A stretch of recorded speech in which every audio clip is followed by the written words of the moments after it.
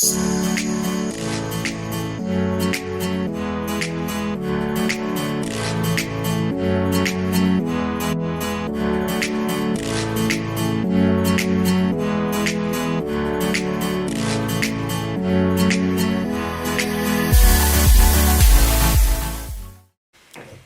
the Lord. My name is Esther Wambia.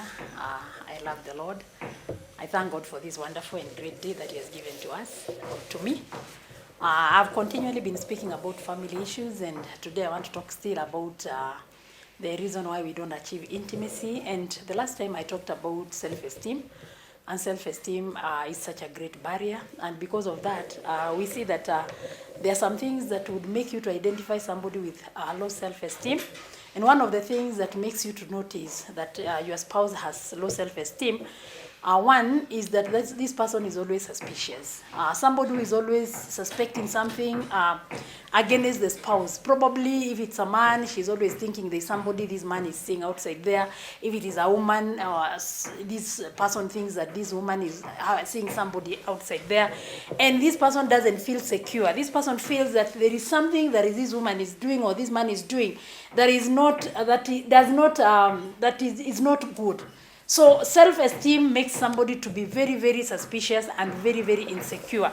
So it is good to know that when somebody has low self-esteem, another thing that would happen to this person is that this person feels so jealous.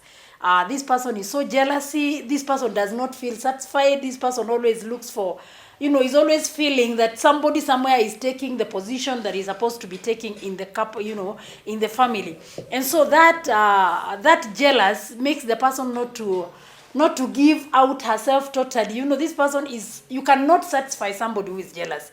Because sometimes you would think that what you're doing is right, only to realize that this person feels you are outdoing her or him or something that would really just provoke this person. So it makes this person not to feel that you are doing the right thing, and it makes that intimacy not to be there. So and another thing that makes these people to somebody who has so self-esteem not to achieve that intimacy is being so demanding. This person is so demanding, and this person feels that her needs or his needs are not being met. Even when the other person is going out of his way or her way, when the spouse is going out of her way to do things, or he's going out of his way to do things for the spouse, this person always feels insufficient, because this person feels that the needs are not met enough, because to satisfy somebody who has low self-esteem is a very, very difficult thing.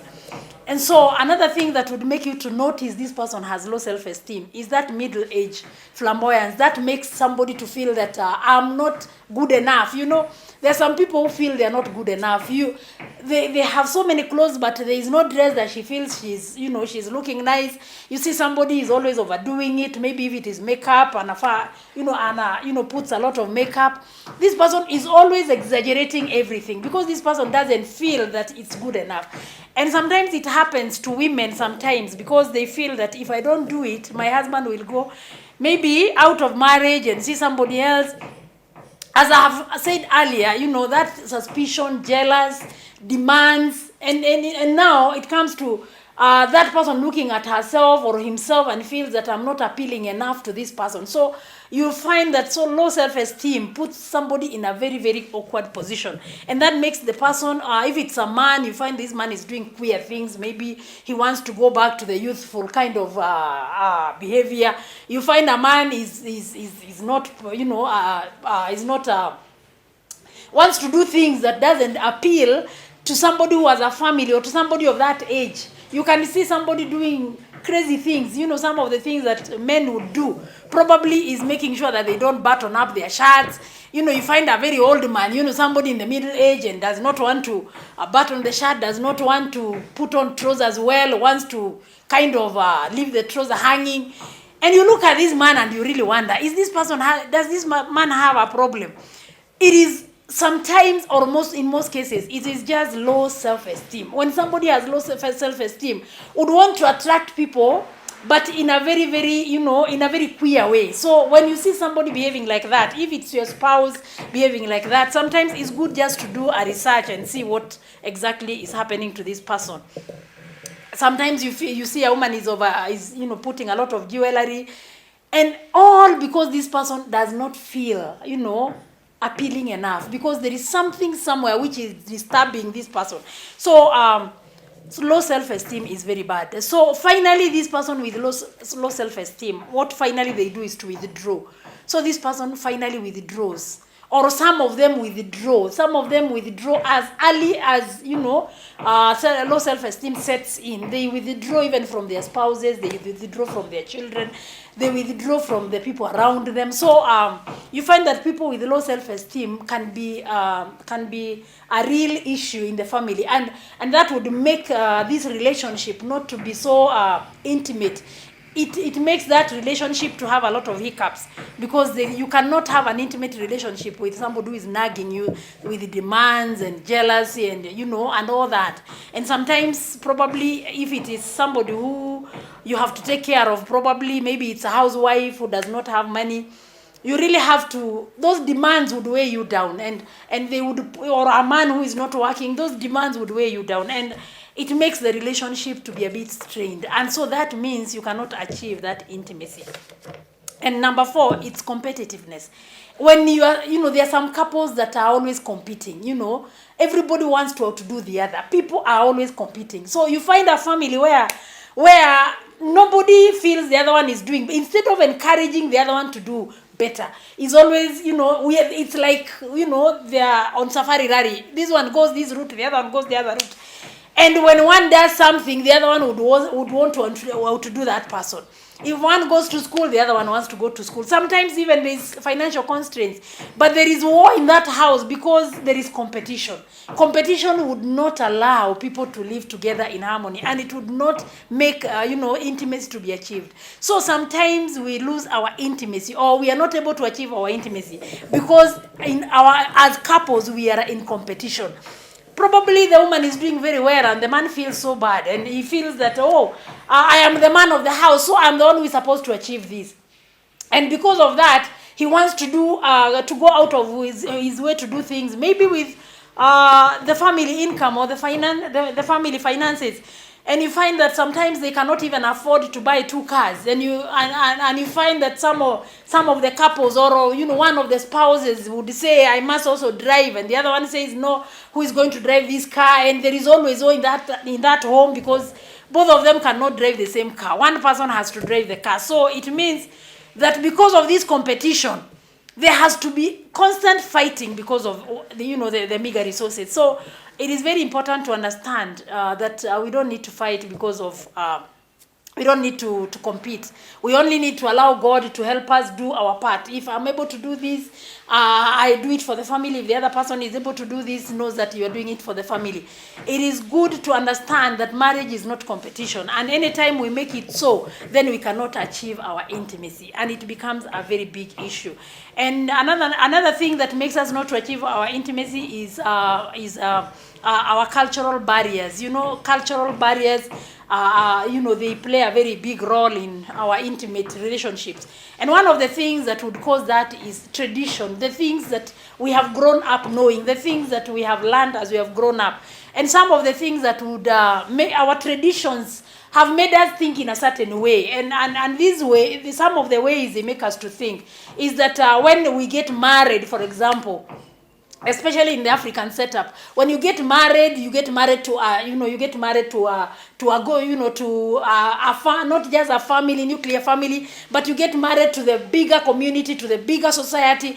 And when you get there, it's like everybody does not want you to achieve that intimacy. Many times there's a lot of war when you try to achieve intimacy with your spouse, because everybody comes in and feels that you are coming to bring an issue in the family. And some of these issues that make us to have problems is, some of the things that make us to have problems with our in-laws is because we would want to achieve intimacy, or rather the family wants to achieve intimacy, but there is somebody here who feels that is being left out. Either the mother is being left out, or the sisters are being left out, or everybody around wants to be part of this family. Well, it's fine to be part of the family, but it's also good to understand that when man gets married, the Bible talks of living and cleaving. And for us to allow a couple to live and cleave, We have to allow them to get together and become one and become, and relate as a couple. So sometimes as parents, we have to let our sons, be able to achieve that intimacy with their spouses. As parents, we have to let our daughters, achieve that intimacy with their spouses, because we've been brought up in the African setup, and some of the things that we are taught is that you are supposed to marry, a whole group of people. When you come into a home and you find the mother-in-law is there, the sisters-in-law are there, the father-in-law is there, and everybody's around there. And when you get there, is that you become a family property. Everybody wants to use you maybe to cook for them. Everybody wants to use you to do other things. And you find that sometimes it is very uncomfortable to the person who has gotten married, or to the man who has gotten married to this woman, because probably even this family looks to you for their needs. You marry a girl, for example, and everybody in that family wants you to support them. And when you look at the family of the wife and your family, so sometimes, it's good for us to release them to their own destiny and allow them to, and that one is actually the cause of many conflicts in the families. You find that, for example, in African society, if you are so much intimate with your wife or your husband, when the couple becomes so intimate, there is this narrative that this person is sijui anakaliwa, sijui anafanya nini. People look at it like achieving intimacy in the marriage in the African setup is a tall order, because of the way we have been brought up, the traditions that we've grown, up in, and the things we've learned as we've grown up with, among our parents, among our neighbors, And this one makes us not to be able to achieve intimacy, because at the back of our mind, we have something negative about intimacy. We feel that when somebody just achieves intimacy, that means this person has a problem. You find that if this man loves the wife so much, or this woman and the husband, they love each other so much, something somewhere is not right. People have that notion that this thing is not just working. Either huyu mama amekalia huyu mzee, ama amemletea miti shamba, ama you look at it like achieving intimacy is just a mirage. It's not a mirage. You can achieve intimacy. When you work on it, it can come. So barriers, within our culture, the things we've grown learning within ourselves, and have made us not to achieve that intimacy. And also another thing that would make us not to achieve intimacy in our cultures is the way we bring up our children. For example, boy child has been brought up knowing that he's not supposed to cry, he's not supposed to release emotions. They are taught boys don't cry. So you'll find a small boy struggling not to cry, especially after they have gone through the rite of passage. When they go through the rite of passage, you find that this young man, he's going through a very tough time. But this boy or this young man cannot cry, because he's been told crying, is women who cry. They have touched something in the mind of this boy that if he cries, then he's a woman. And because of that, this boy does not show his true self, even when he's hurting, even when he has problems. So he has been living a false kind of life. He is not somebody who is out there, This person has not released himself, to the world. This person has just been having things inside themselves.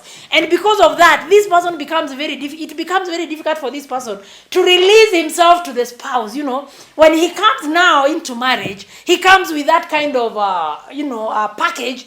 And when this man is troubled, or he has problems in the home, he has learned that he cannot share it out. So part of those things that he doesn't share, they create a lot of friction maybe between him and the wife. And so it makes that intimacy relationship not to be achieved. Those are some of the things that cause our children not to achieve intimacy, because of the culture, under which they have grown. Another thing that causes us not to to find our intimacy is modern living. Modern living includes the technology and so many things like TVs and all that, and the phones that we are operating every day. So you find that we are together in the house, but we are not even we are not talking. Maybe my husband has just come from duty, or I've just come in from duty, and probably I've gone to the kitchen and to make sure that the family has had their dinner or something.